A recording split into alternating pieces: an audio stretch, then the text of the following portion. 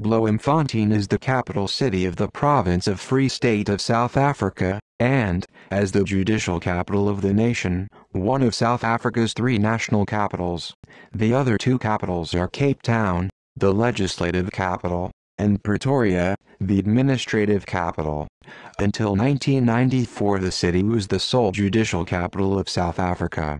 It remains the seat for the Supreme Court of Appeal and is therefore generally regarded as the judicial capital.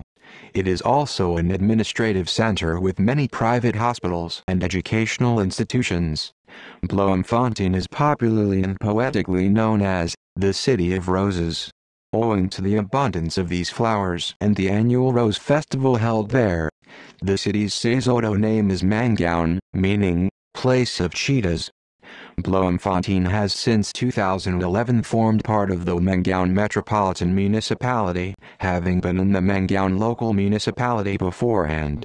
The city is home to 369,568 residents, while the Mangaung Local Municipality has a population of 645,455.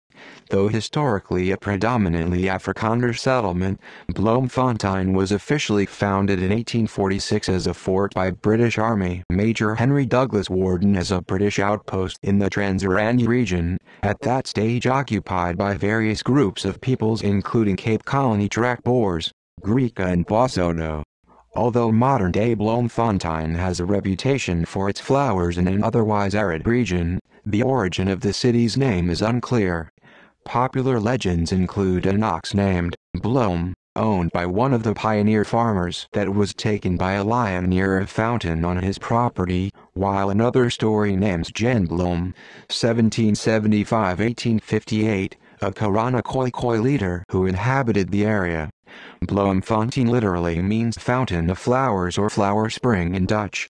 With colonial policy shifts, the region changed into the Orange River Sovereignty, 1848-54, and eventually the Orange Free State Republic, 1854-1902.